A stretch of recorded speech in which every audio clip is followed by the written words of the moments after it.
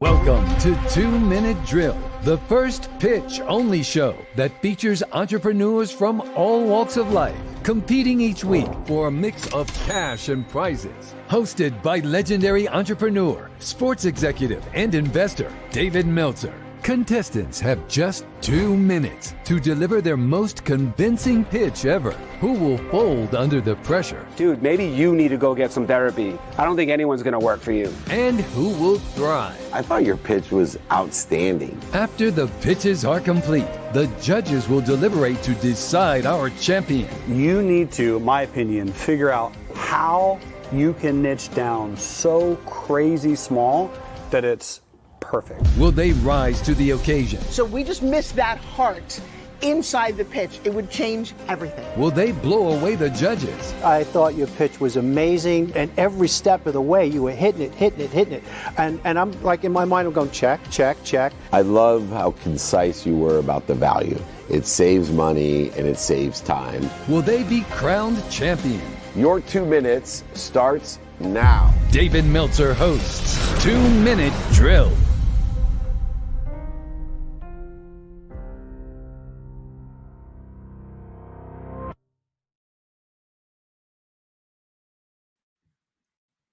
Welcome, everyone. It is our Friday training on a Thursday. It's our weekly training, and it's our office hours training. I think we forgot we had so many commercials. We should have started the commercials earlier, but nonetheless, we're not getting any younger, as you can tell. And I got 2 of my favorite co-hosts with Office Hours Digital, the incredible Blaine Bartlett, BlaineBartlett.com, working with me on the Napoleon Hill Institute, making possibilities into reality, moving them into reality, as Napoleon Hill taught us. Welcome to Office Hours, our training session. Blaine Bartlett. Hey, great to be here, David. Always. I love Thursdays. I love Thursdays as well. And when I get my Friday training, I've been doing over 25 years Friday trainings, and would not be the same. Another great executive with the Napoleon Hill Institute coming on board with me, and also co-hosting Office Hours with us, Blaine, OG Rhett Powers. Rhett Power, welcome, my friend. We appreciate you also being present. We got a great training and today. Thanks for joining me. Yeah, love it. And you're in Nigeria right now, is that correct? Yep, live. Today. Yep. We're all right. So you are on the mark, Rhett. And speaking of on the mark, our first friend that's going on for Office Hours today is Mark LaScola. He is here, founder of On the Mark, and it's the leading global boutique organization, design consulting, for helping to create more than 500 operating models and redesigns across all of the world. It seems like he might even be in Nigeria. Mark, welcome to Office Hours. Thanks, David. Great to be here. Rhett, you're a man of few words. I'm talking to you from Phoenix, Arizona. It's good to see you, Blaine. I love it. Well, hopefully Blaine and I'll carry you two men a few words. So we appreciate it. So I'm curious because people don't like change, and it's why there's so much fear today, because everybody knows come Tuesday of next week there's going to be a lot of change on Wednesday. But in that, we're going to require an organizational redesign of our country. And so I was wondering if you, as an expert in this area of redesigning things, what are some of the things that we should be thinking about that you utilize in your consulting firm in redesigning our country, the same as you have companies?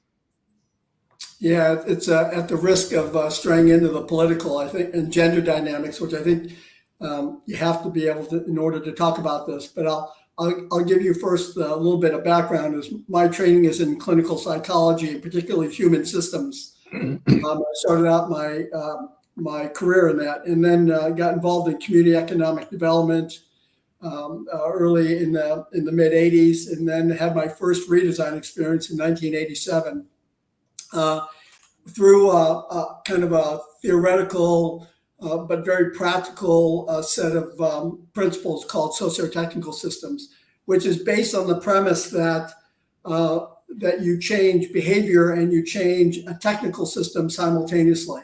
And the way you do that is through people support what they help create. And so there's this adage of you don't change people, I don't come in and change you. In some ways, you can elevate this to the old light bulb. How many psychologists does it take to change a light bulb? None, because the light bulb has to change itself. It's the same thing that we apply in our operating model modernization projects. We never actually ask people to change. We bring them into a process and we take them through a very rigorous process, and they redesign their own operating models going through a very rigorous process, and their behavior changes simultaneously because they have to work together differently. Now, if we apply that to what's going on politically and socially in our country, I think there's a bit of a tug of war. First of all, let me just say this. I don't think anything that we're facing is insurmountable. You give me 10 people with opposing points of view, and we'll find common ground, and we'll fix it. And we'll fix it to everyone's liking, knowing that we have to compromise, we have trade-offs. I think it's when you get to, I'm going to impose on you, and I'm going to tell you what to do, and I'm going to tell you how to do it, is where you start to create reluctance, resistance, and in some cases, rage and everything else. And I think, so the issue for me is, and I always come back to this, is, get me opposing points of view, get me that genius in the room. And by the genius, I mean what we call puzzle learning. Give me those different perspectives, the diversity perspectives in a room, focused on one issue. We'll figure out our way through that, and we'll come out with a better solution because it'll be more robust, because we have different eyeballs on it. And that's the key. That's the key for us moving forward as a country. Yeah. The idea of design, and I want to, you and I were talking before we started the show here a little bit, Mark.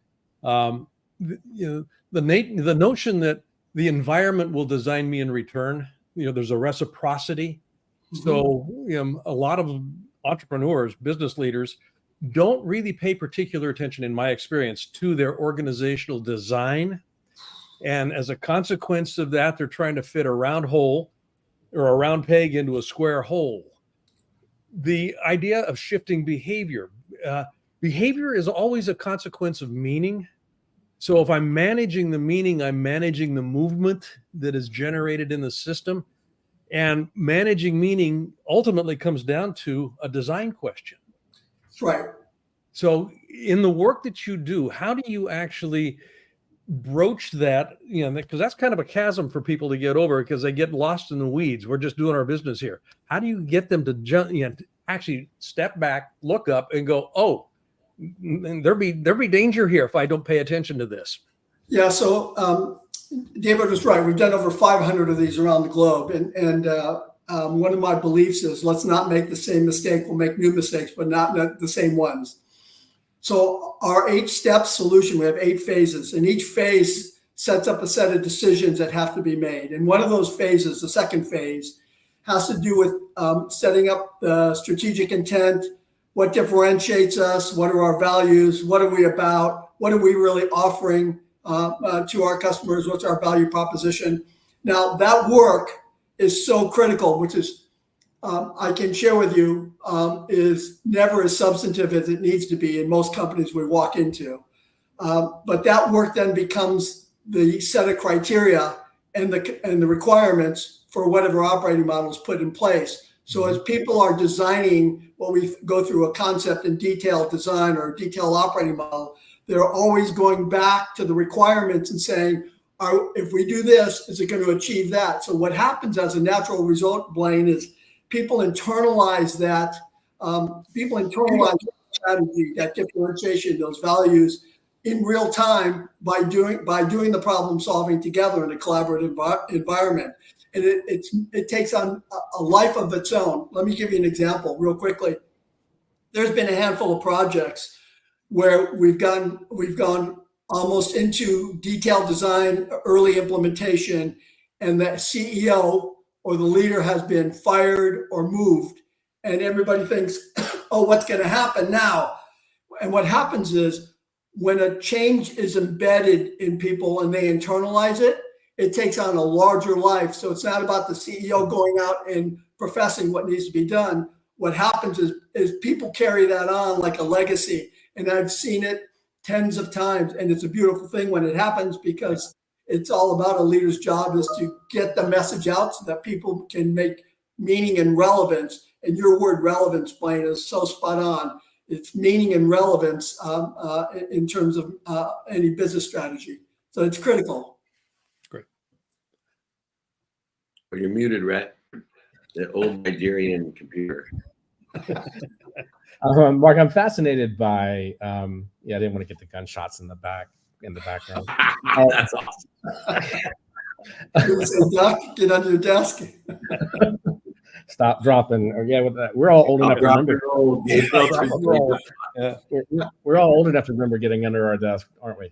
Yeah, no, but I was fascinated by this because I want to hear a story, I guess, of a transformation, like, where you did this work and there was an amazing transformation of this company. They took everything to heart and they internalized it, and they just took this and went above and beyond where you thought they might. I'm going to give you one that's included in I think a 1998 top 10 business book for the New York Times. And the reason I'm going to share that with you is because it has a lot of lessons that are still rich today. But this was a business unit within American Express, and I won't say anything more than that. It was a female leader who at the time had more courage than most male leaders around her. We can get into that a little bit more as well. And she took over this business that was losing about $1 million a month. They couldn't recruit people into the business. They had a new technology upgrade coming that they weren't ready for. It was just a mess. Morale was in the tank. And like you said, I think David or Blaine, typically leaders come in and approach this in a fragmented way. Well, let's get some Six Sigma over here. Let's get some, let's redo the HR policies over here. Let's look at our spans of control over here. And nobody's seeing the whole of the gestalt. And I said to this leader, I'll give you her first name. Her name was Lorraine. Fantastic woman, still a friend of mine today. And I said, Lorraine, instead of going about all the things that are broken separately, let's go about it holistically. And there's this thing called organization design. And her curiosity was piqued. And I said, well, let me show you what this means. It's about fixing all these things simultaneously so they fit together. And she goes to me, she goes, well, how much time do you need it? And I said, if you give me 8 weeks, we can get it done. And she goes, you have 30 days. I said, no, I need okay, how about 35 days? And she goes, you have 30 days. Anyway, long story short, it was 30 days. We redesigned this company I'll redesign this business unit in 30 days. There was a trade-off. Of course, the trade-off was we need access to your people, and they're going to be spending a lot of time doing this. But where we ended up, it was highly collaborative. Everybody in the business was involved. Where they ended up, within 3 months post the redesign and implementation, their customer satisfaction scores went through the roof. People were lining up out the door to get into that part of business. They were making money. They weren't losing money anymore. But one of the things I want to talk about here, which is why I mentioned a woman leader being surrounded by men, is because one of the negative effects that happens sometimes in an organization called a campus effect. And the campus effect is one leader is doing so well, things are going so well for that leader that everyone else kind of got a little envious, maybe a little jealous, a little insecure about it. And they forced her out because people were uneasy with that. And she was a strong enough and courageous enough woman that said, I'm not doing this like this. I'm not going to play that game. And she left, but the design remained. And it was just an incredible story. And the engagement scores and the at the time, the employee satisfaction scores also went from the low 40s and 50s up to the 80s and 90s. It was really a dramatic turnaround and pretty quickly. He's wasting his time outside of being Secretary of State. He's on the mark on how to redesign collaboration and coordination, provide value in a non-intrusive manner. If you want the best to come in to redesign the efficiencies, productivity, the accessibility, and for me, most importantly, the gratitude within an organization, that's Mark LaScola.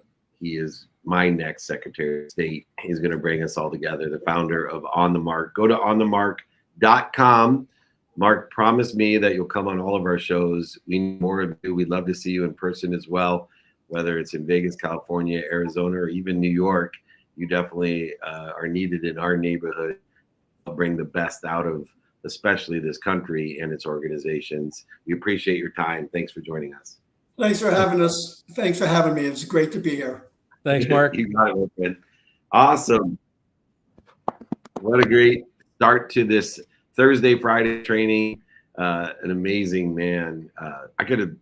Those are the guys you just start. Dance cards are going to fill up because everybody's going to want to learn more. I just gave you a little bit of a sample, little taste. That's what we do here. It's enlightenment on crack.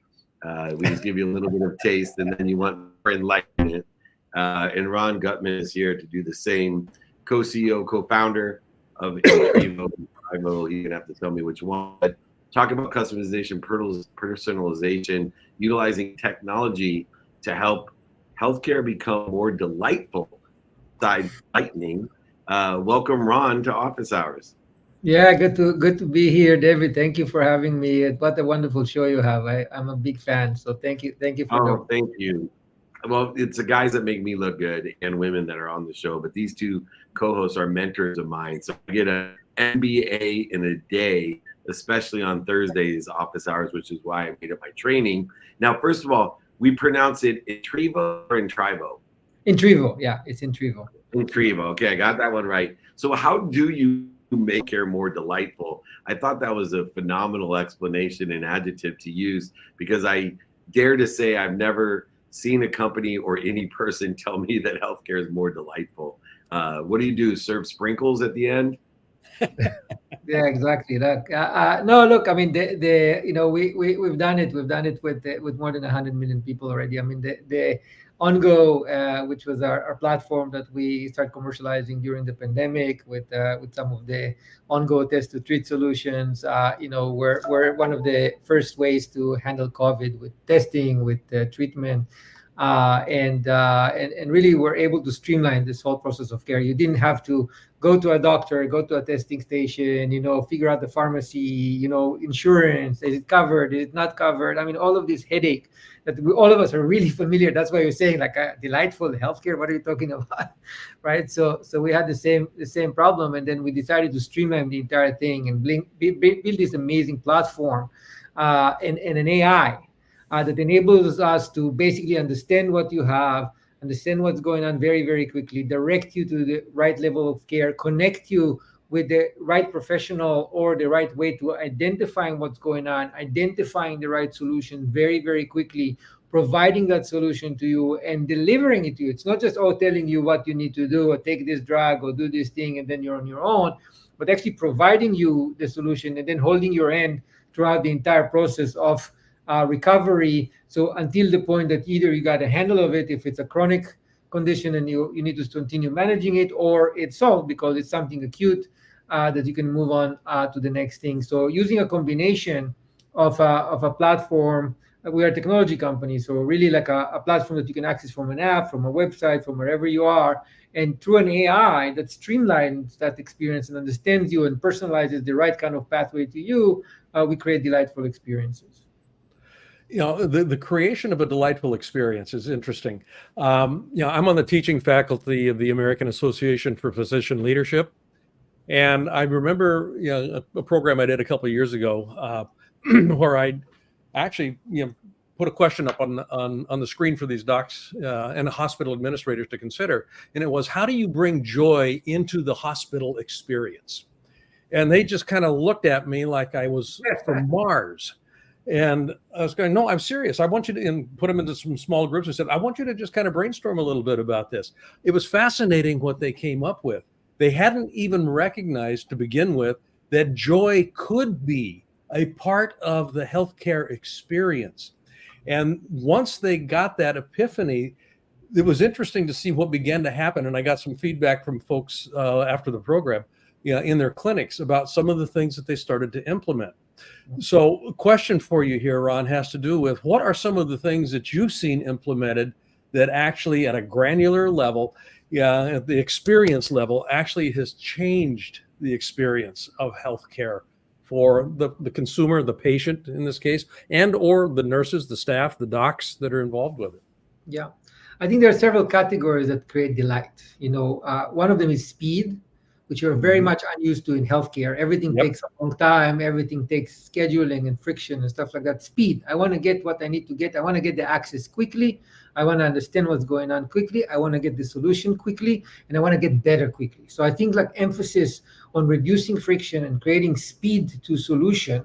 So everything is available in an app. Everything is available to you at the palm of your hand with as fewer clicks as possible. I work with my team all the time on this thing. My background is product and engineering. I love reducing the process, fewer steps, less time, less thinking, right? It's all there, it's available, it's quick. One thing is very, very important. We want it quickly.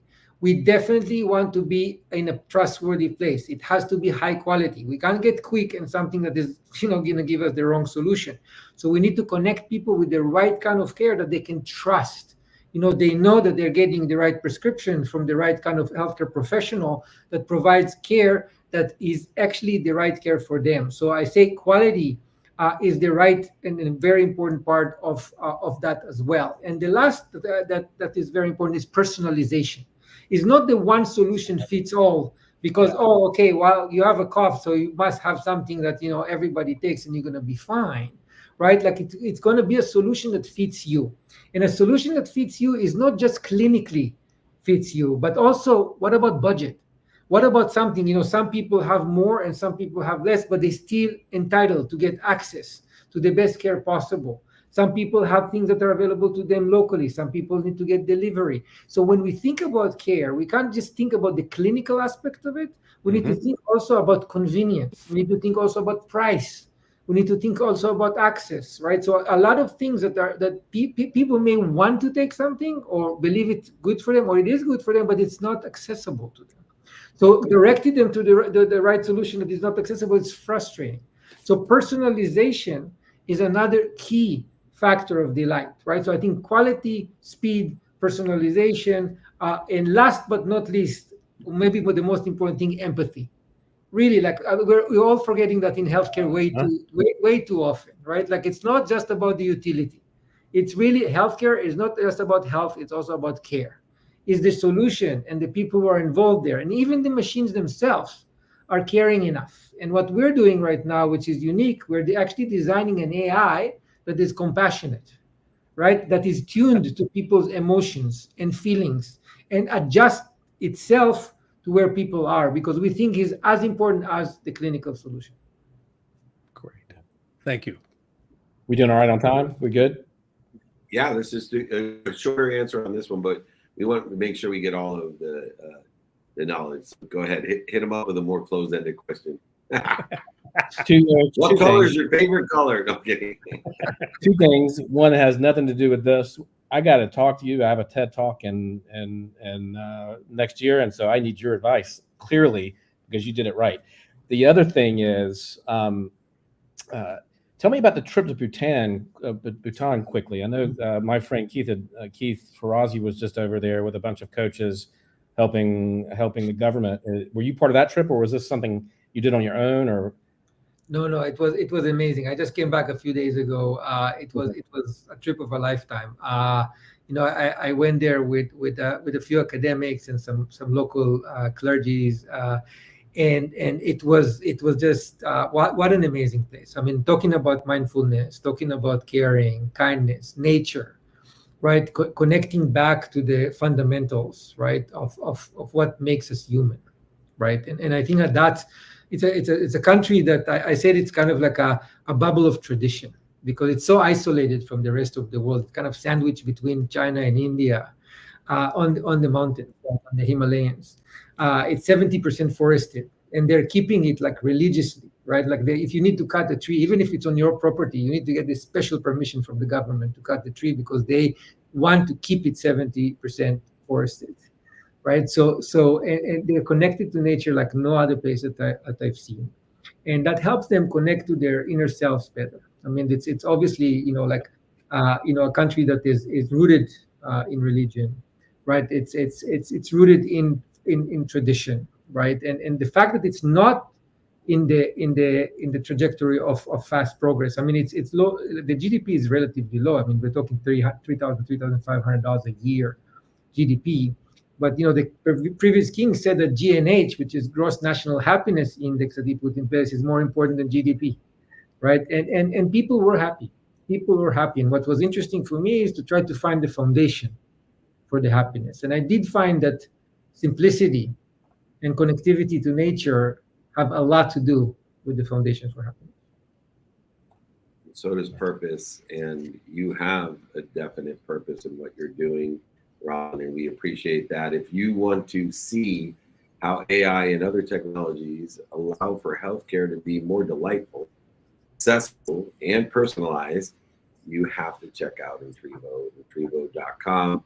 Ron Gutman, the co-founder, co-CEO, please come back and visit us on office hours. Thanks so much. Thank you so much, David. Thank you so much, Blaine and Rhett. Really, really nice meeting you, and continue doing amazing things. Thank you. Thank you, Ron. Thank you. We'll see you soon. Thank you. Awesome. Moving right along, about halftime, but Friday training on Thursday. We've done this over 25 years. So one time I even did a Friday training on Wednesday, but that was crazy. I think I was partaking in psilocybin or something. I lost track in the calendar of where I was. Rhett and I were in Tennessee just a few days ago. Based in Chattanooga, Tennessee. And she's with one of my favorite PR firms. I work with them often. She's a writer at Otter PR. Let's welcome the patient, Marcy Polson. Thanks for joining us. Thank you for having me, David. Oh, thank you. We always are interested in thought leaders that write. I think print media is a skill set that is actually becoming more valued because of AI. The same way as in my expertise, live events are more valued now because of AR and VR and virtual events. And so in that realm, you've been an expert in this space for a long time as a print media writer. How do you feel that writing has become an elevated value versus what most people thought would happen with AI? I think most people still would say that AI is not going to be able to do what we as writers do, and they're right. It can pull off some pretty good tricks, and it can really help you with research. And I'm constantly impressed with AI. I mean, I am one of the ones who says, you know, this is an amazing tool that we have at our disposal. But I would also tell you that I don't foresee a future where writers are not going to be involved in the process. Smart. You know, and we write for we write for a number of different reasons. But from a business perspective, one of the reasons that we write is visibility. And Otter PR, I mean, you're one of the top PR firms in the country. And as I understand it, and I've kind of spent a little bit of time on your website, fascinating, getting amazing media coverage for every client, guaranteed. Now, that word jumps out at me, not because it's highlighted on the website, but the idea of being able to guarantee that kind of media coverage is a big promise. How do you go about achieving that, Marcy, in a way that is integrous? Well, I am part of an amazing team. We have, you know, incredible writers. We have editors. We have amazing publicists. We have just a ton of people involved in this process. And what I do as a writer is an incredible opportunity. I meet with fascinating clients every day, and I listen to their story. I connect with them, build a relationship, and then I take that story and share it with the world. And we are partnered with outlets that allow us to do that. We also have amazing publicists that reach out everywhere they can. And we get, you know, we will get your story to the people who need to hear it every time. And clients, they are incredibly happy with what we do. And that makes me happy. That's actually what I love about the whole writing process, is hearing from clients that, you know, they loved what I wrote. That's great. You know, with so much noise today, you go to conferences, and all three of us do this all the time, and all you hear is AI, AI, AI, AI. But what's the importance of this type of PR, telling your story and actually having somebody help you craft it in a way that's going to resonate? Because I don't think I can put my story into AI yet and have it really help me target my audience very well, right? It doesn't do it for me. How do you talk to people like me who need the PR but think there's shortcuts today to doing this? I would say it really involves a one-on-one conversation. You know, I really want to connect with that client. And that's something that no matter how far in the future we are, AI isn't going to be able to do, unfortunately. It can help us with organizing some of the feedback we get from clients, but it can't talk to the client and really listen to what they're saying. And as writers, we can read between the lines of a lot of things they're saying, and we also have a lot of other clients. We know a lot of things that, you know, their story connects to so many other stories that are out there. And AI is getting better at that, but I think it still lacks a lot of that creativity. On the granular level, I see AI trying a little too hard, just being a little too fluffy. And we know as human writers, that turns people off pretty quick. And so we can tell the story in a way that other people are going to connect with, I think. And that connection is told by a vibration or a frequency of someone who has over a decade of experience in a team in order to facilitate building a community, and in the respect of writing the right content in order to edit it, modify it, amplify it into a perpetual format, which is writing, whether it be in person, on the phone, via email, traditional or social. It is the writers that express the vibration or the frequency that allow us to build brands, products, services, solutions, or personal brands need someone to represent those at their essence, with other people and they articulate as authentic. And Marcy's one of those people leading the way, and R is the leading PR firm that I know, so much so that in a very subjective space, they guarantee value. If you want to have that guarantee and work with the best, reach out to otterpr.com, ask for Marcy Paulson. Thank you so much for joining us, and thank you for everything you do for us. We appreciate you. Thank you so much for having me. Great. Thanks, Mars. Thank you, Marcy. Down in Tennessee with my southern friend, Rhett. Tennessee volunteer. Amazing place. That's right. We'll stop by the Huddle House. Me and Rhett will stop by the Huddle House and have some grits. There you anyways, we are moving right along. I just want to take a little bit of a reset. It is Friday training on Thursday. It is the office hours trainings, and I brought the two professors in, Rhett Power and Blaine Bartlett, who have been my mentors, elevating my understanding, not only increasing my wisdom and understanding synergistic to what's going on today, but also letting me understand the mindset, heart set, and hand set of faith, allowing me to shorten the distance of resistance in my life. Two great professors here on Office Hours, our Friday training on Thursday.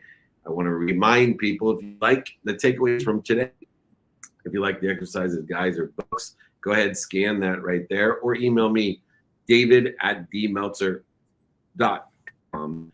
But we have our next guest waiting in the wings. It's your job to bring the best out of Sif Kafa Gil. Sorry. Welcome, the founder of TechVestor. Hopefully. No? Yes? No.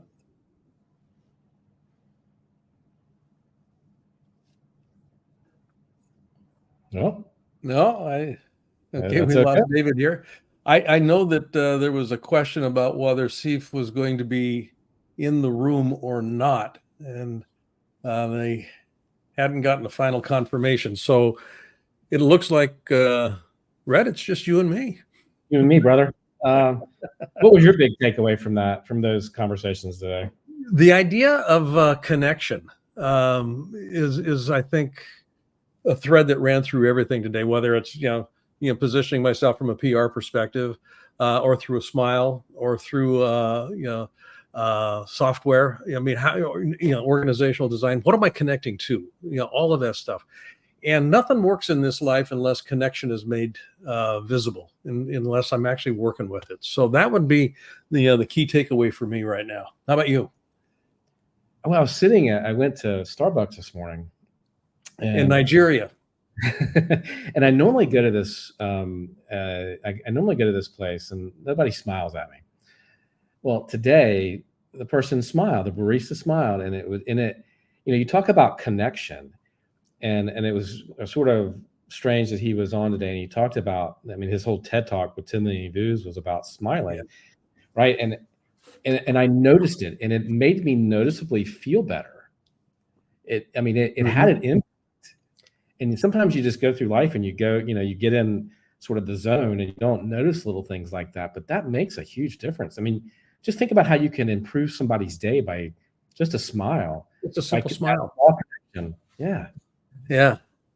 It's physiologically, and I think we've talked about this at one point in time, but it takes more muscles to frown or to hold a neutral face than it does to smile. So, if you're looking at conservation of energy, smile. Yeah. A good way to go. And fascinating, he's trying to bring that to healthcare, right? Where which is an industry where nobody likes to go to the doctor, right? Nobody likes going to the hospital. I'm fascinated by how you make that more pleasant, right? How you make that more. Well, and that's one of the things. I'm in the midst of a whole healthcare scenario right now. And one of the things that we did, with my wife's hospital room, we made it so it's not a hospital room. Just that design, that question of design the room so that it designs her health in return. So that reciprocity kind of comes into play, and it works. It works when you pay attention to that. When she's if she's in a happier space, right? Absolutely. It makes everything she's going through. Activates serotonin and just a whole bunch of stuff. Gentlemen, I apologize. My computer failed me, but you have not failed me. I assume maybe we're talking about a takeaway of delightful healthcare. Is that what we're talking about? You're next for the takeaway.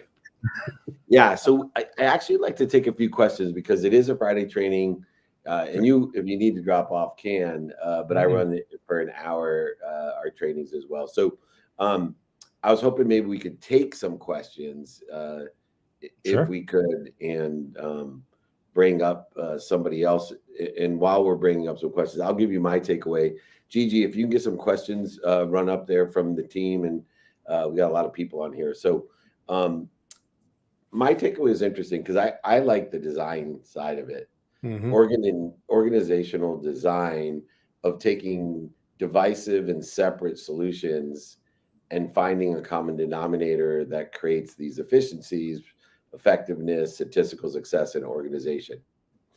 And my takeaway was at a high level with Mark, who obviously with organizations, NGOs, companies, even countries, over 500 of them, has learned what is my backbone of appreciation.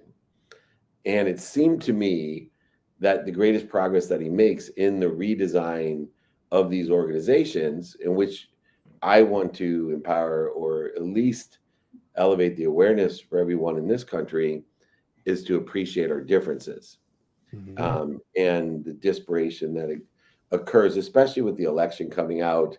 I found it odd that I would have any contentious comments about a comment that I made, which was after the election on Wednesday, no matter who wins, the person who I voted for or the other person that I did vote for, my life is going to be better.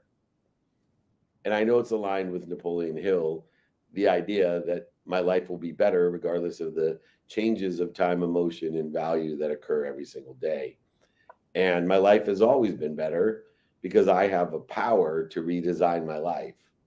And we have a power to redesign our consciousness, the collective consciousness, especially of our country. And so in this more frustrating, conflictual, comparative community that's voting right now and will continue through Tuesday to vote, I want to hopefully share my sentiment of we're all going to be better off. And maybe that will take off as a collective consciousness, regardless of the personal and community circumstances that exist today. Why not? Because you have a choice, be better off tomorrow, and especially Wednesday after the election. So you're wasting your time. It's a duplicate negative. If you're worried about who's going to be and not going to be president on Wednesday, it's a duplicative negative, because if you're worried about it, you're creating resistance between what we're really here for, which is to participate, collaborate, and coordinate in a unified, abundant system of thought that we have the power to give meaning to our thoughts. So I know you two have taught me that. Now, I gave enough time. You can see all the questions popping in here. So I'm going to ask you guys the next question. What is the easiest way for people to get out of a victim mentality? The easiest way is, from my perspective and my experience, is to recognize what's in my control and what's not in my control. And victims think that everything out there in some way, shape, or form they have control over. They don't. Shit happens. The only thing I have control over is my thoughts, my emotions, and my behavior. That's it. Period. The end. And if I find myself complaining about something without taking action, all I'm doing is mental masturbation. That's all I'm doing. Yeah, complaints have no power to change anything. I have to be in motion. I have to take action. So just the notion that it starts here and it ends here. That's usually the easiest way to get out of a victim mentality. It didn't happen to me. It really didn't. It happened for me. And that's that subtle shift that happened not to me, it happened for me. What's the embedded piece here that I can actually take action on? I'm just curious, is this sign language for mental masturbation? Yep, it is. Or you just comb your hair. I got to sit with that. I got to sit with that visual the rest of the day. Jumbo. Look, champions. What can I say? Champions don't blame other people, right? Champions don't blame other people, and I think the victim mentality is you not accepting accountability for your life and for your work and for everything that you do and how you show up in this world, right? We can show up, we can either be average. This is something I saw Nick Saban say a couple of weeks ago. You can either be average, you can be good, you can be great, and then you can be, world class. And you decide how you're going to show up in the world and the work that you're going to put into yourself, into your work, into your family, and your relationships. And to me, you just got to decide how you're going to show up in this world. And victim and champions and winners don't blame other people, right? They if something happens to you over and over and over again, you have to say to yourself, well, maybe I'm the problem. Mm-hmm. I mean, yeah. There's That's a so common good. denominator there. Yeah, there's a common denominator in not being a leader, and it's blame. So I like that you brought up blame, shame, and justification of non-leadership. Nick Saban, it's interesting because I have such a winning team. I consider the team that I work with, who's inclusive of you two guys, as being the Alabama of the corporate world. I have this unbelievable team, and everybody wants to play for us, and it's hard to be a starter and on the coaching staff or in the executive front office. But the reason that I feel that we're like Alabama is I remember Nick Saban, who was a coach for Warren in Washington early on in his career and has always been this way. They had a video of Nick Saban when he was beating one of the early season teams, and it was 53-0 at halftime, and they were winning. But if you went into the locker room, you'd have thought they were losing, because, he wants them, and I remember the quote too, not play to get it right, but play until they don't get it wrong. And regardless of the score, just like John Wooden, who you both know is a hero of mine, who would have people their freshman year practice tying their shoes for an hour. Yeah. Yeah. Put on their socks. They weren't going to get it wrong. And if you're not paying attention to those details, you're going to be a victim. Anytime my mom told me that you think about why me, you better change it to try me. Mm-hmm. That's right. And that's how, for me, an easy way for people to get out of the victim mentality. The minute you get into a mentality of why me, you better change it to try me. And that'll get you out of that in a very effective and easy way. All right. I love Q&A, as you know. I love Ask Me Anything. If you guys are up for it, ready for another question? Let's go. All right, perfect. I love it. All right. What can people identify patterns from my past relationships that are unconsciously repeating? We see this having daughters, right? They'll date the same guy, but they'll say, oh, I'm never going out with a guy like that again. He was verbally abusive, or, wasn't nice or whatever. And then the guy looks completely different, but it's the exact same guy. In all relationships, asking here, how can we help identify patterns of past relationships that may be unconsciously repeating themselves?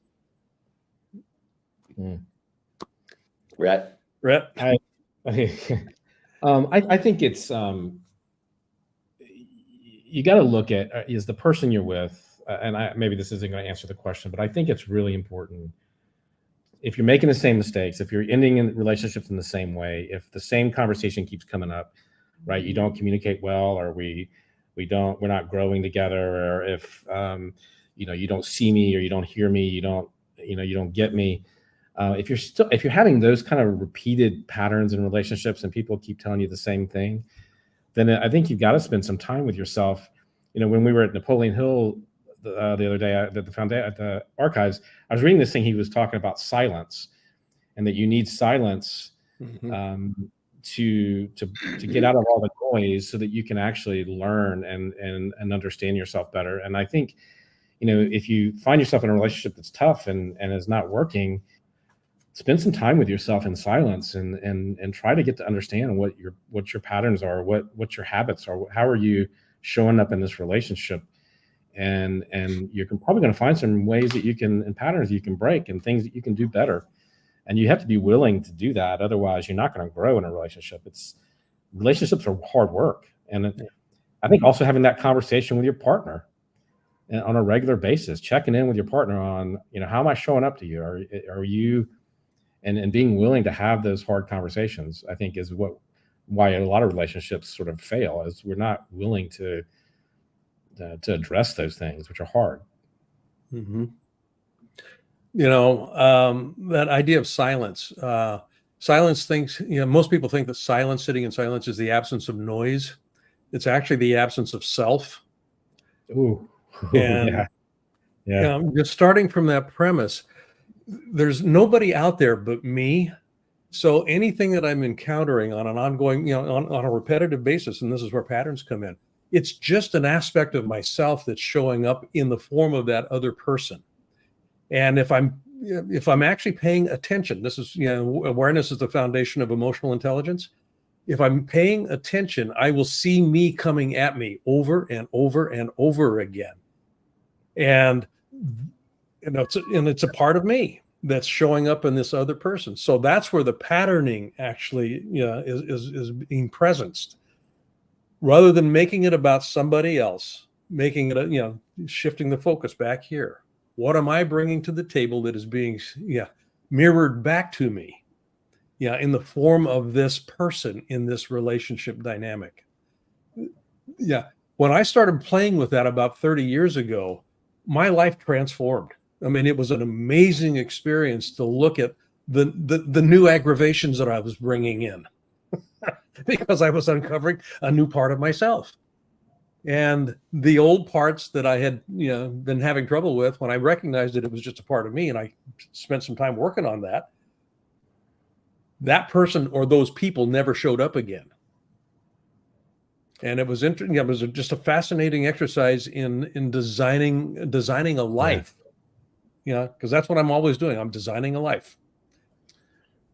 It's interesting, the relationship between silence and reflection. And Rhett was speaking of silence and the space that's created from that.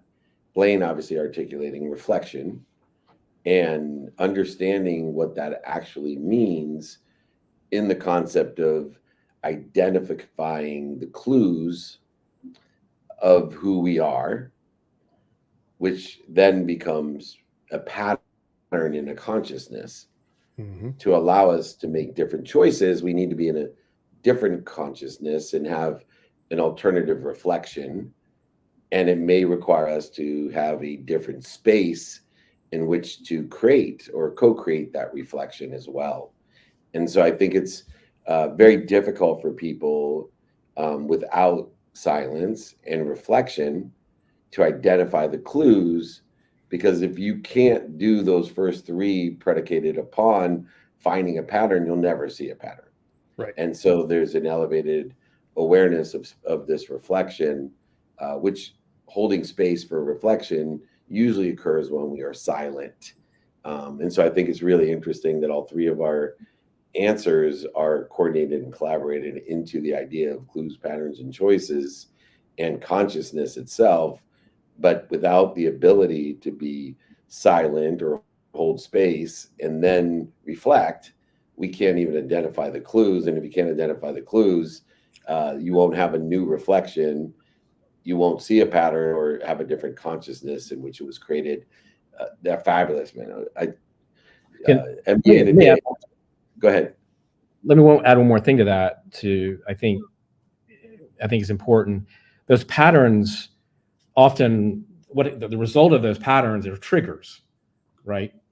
And if we don't know what our triggers are, and we don't understand what triggers us and leads to some of the behavior that we see in relationships, then I think that's, if you don't do any of the work we were just talking about, that's what happens, mm-hmm. right?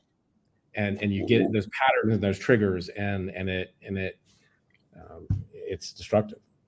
One of the lessons Blaine taught me, I remember when I was having a little bit of a challenge with my siblings, and we were talking about, you allow people in toxicity that are relative to you in a blood relation bother you or interfere with your success, your potential. But he said, just bothers me, worse when my brother says this or does this. And he says, oh, you're triggered. He says, well, you know why? They know how to push the buttons. And I said, no. He said, because they installed them. And so it's a great way to also grow and learn. Let's take a quick question. We got 4 minutes till the end of the Friday training. And I can't think of a better way on a more pragmatic side, because this is office hours. So I'm going to take a question I haven't been asked before, and it would be very pragmatic. But how do you discern when in a meeting if it's going to be productive or not a waste of time?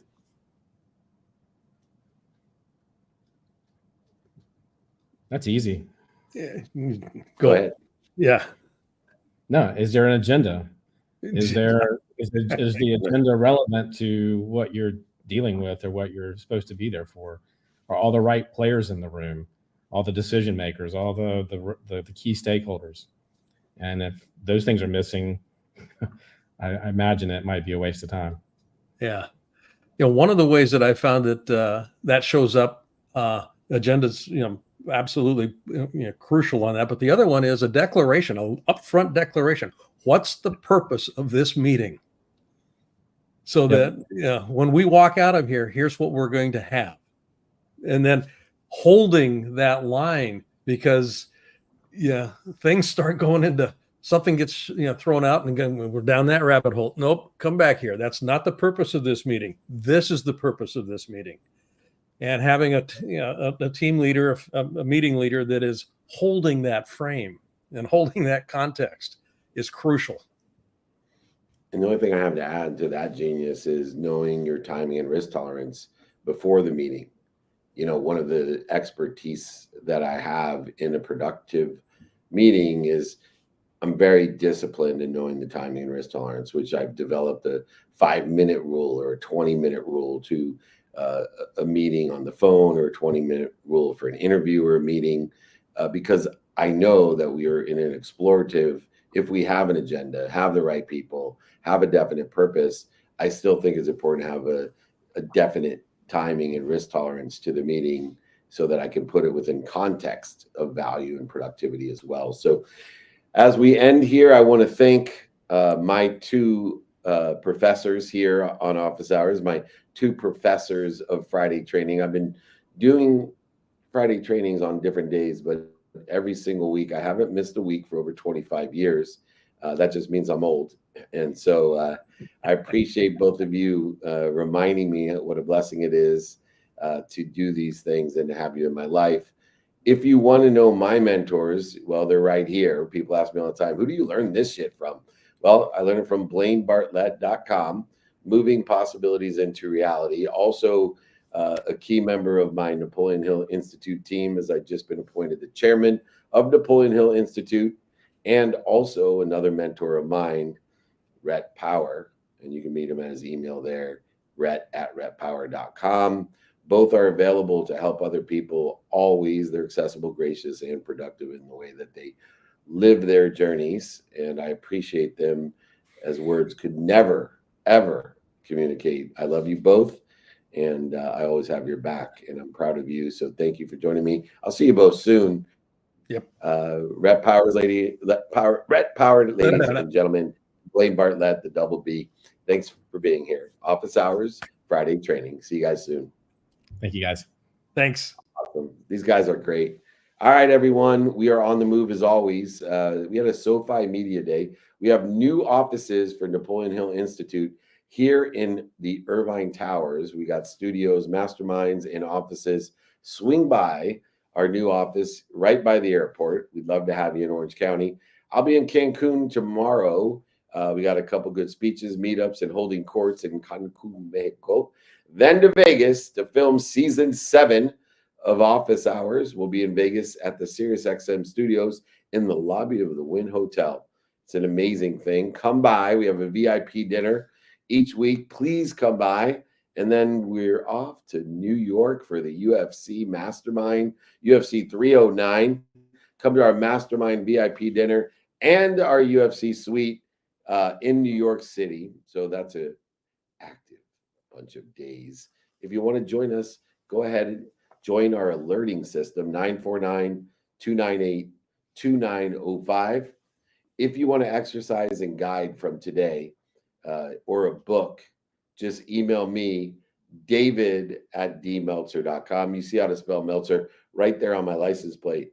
Meltzer, david@dmeltzer.com. Remember, most importantly, be kind to your future self and do good deeds. We'll see you soon. Take care. Hit it, G.